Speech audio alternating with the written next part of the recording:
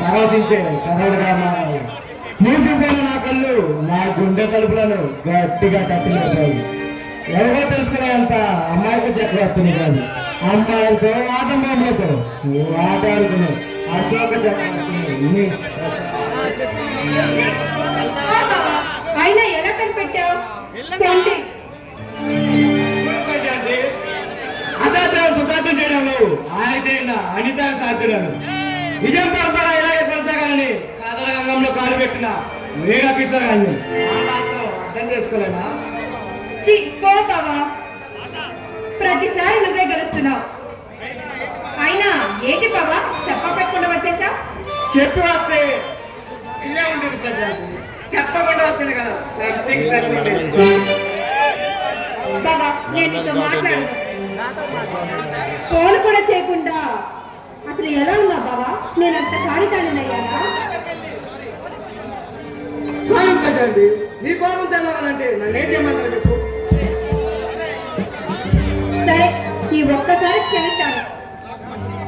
నాకు మంచి గిఫ్ట్ ఇప్పించాలి. అందమైన ఆడవాళ్ళ కోసం ప్రాణాలు ఇచ్చేస్తాం.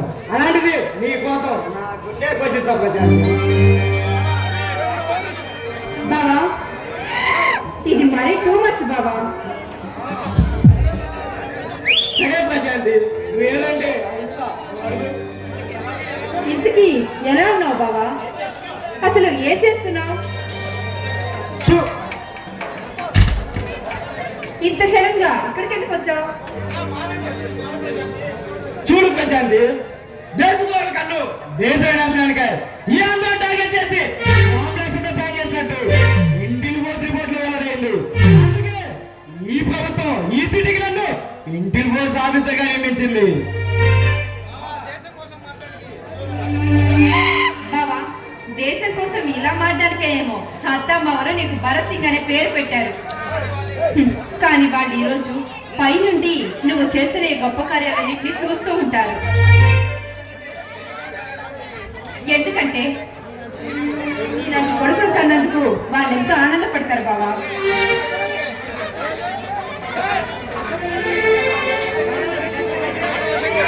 చూడు ప్రశాంతి, మనం పెంచిన తల్లిదండ్రులకు మన బాధను మోసి ఈ బాధ మాతకి ఏదేమో ఇవ్వాల్సిందే.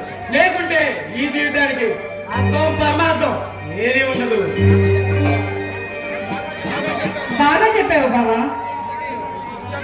ఇంటికి ఉద్యోగం వచ్చిందా? మరి పెళ్ళెప్పుడు బాబా? నేను కోరుకుంటే నా కలగా ఒప్పుకుంటే ఎప్పుడైనా నేను సిద్ధమే ప్రశాంతి. నీ కలలు రానియా? ఎవరు బాబా? టైం వచ్చినప్పుడు అంతా నీకే అర్థమవుతుంది ప్రశాంతి.